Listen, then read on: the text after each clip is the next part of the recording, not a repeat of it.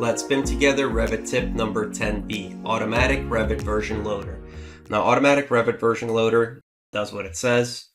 Lets you double click a Revit file. It's going to quickly scan what version it is in and then open that file with that Revit version. So to get to it, just go to letsbimtogether.com, then click More Downloads. And it's going to be the first one right here. You just click that.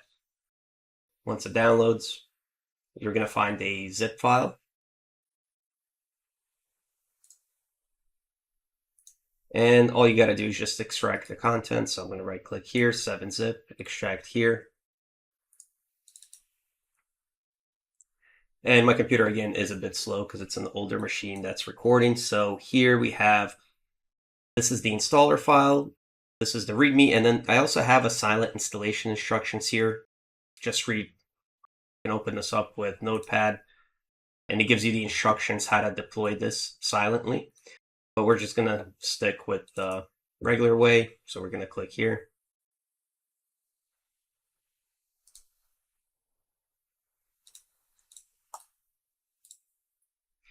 So what it does, it creates these two icons on the desktop.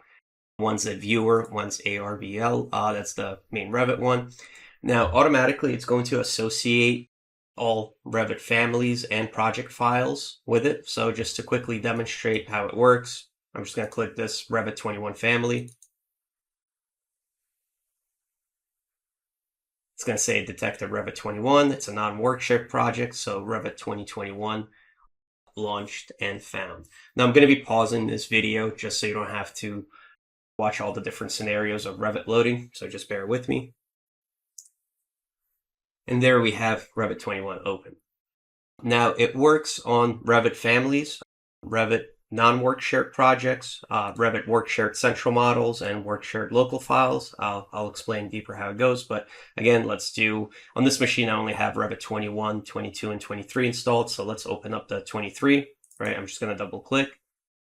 Again, it's going to say detected Revit 23 in the file. It's a non-Workshared project. It launches Revit.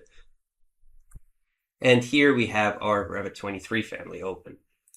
Now, as I said, the installer automatically associates Revit files with ARVL, but you can also choose to change it back. You can just go to open with another app and set this back to Revit. And that's why I have these icons here. So here is the ARVL viewer icon. I'm going to take this Revit 22 family and I'm just going to click and drag it into here. What it's going to do, same thing, detects Revit 22 in the file, tells you it's a non-Workshared, and then launches it. And here's our Revit 22 launched in viewer mode. So you can see here, it tells you, hey, this is in viewer mode. We're going to close this out, confirming that it's a Revit 22 family. So then let's go to our non-Workshared projects. So I have this Revit 21 non-Workshared. That's a typical .rvt file. So I'm just going to double click it. Again, detects Revit 21, tells you it's a non-Workshared project, and the same thing happening again. And here's our Revit 21 non-Workshared project. So then let's get to the fun part. I have a few central Workshared projects saved. So here's a central Revit 23 project, and here I have a local, and I did the same thing for 22 and 21. So what happens if this is an actual central model that I have selected here. What happens when I click that? It's going to say detected Revit 23 in the file. This is a Workshared central file. Then it tells you new local, create it in C/RVT. And it reminds you really quickly to empty that folder out. So where is this? While it's loading, I'm going to go to here. So what it does, it creates every time you're going to double click a central. It's going to create a new local. So here you could tell that at some point before I opened up Revit 23, this central project, and then I'm opening it again here. So it adds a suffix -1. So that's how it works. All it does is copy it over here. And again, fun fact, if you copy a central file, it automatically becomes a local file. So that's what basically this does. So here's the message, tells you the central model has been copied. So it's going to behave as a local file that you have to synchronize with the central model.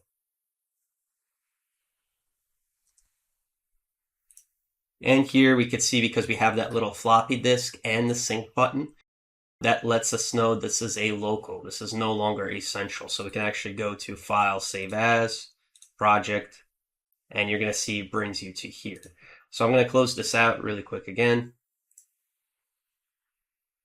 And let's do a Revit 21 Central. Scans, detects Revit 21, tells you it's a work shared, tells you new local created, reminds you that you have 6 local files, and tells you the size. So at some point, if you work on larger projects, it's going to fill up pretty quick. So occasionally just go in there and clear it out. Again, we see this message here. This message tells you the central file has been copied because it created the copy for you. And here's that project. So what happens if you click Revit version that you don't have? I have here, so let's try. I have Revit 26 local, so I'm going to double click that. It will never launch Revit.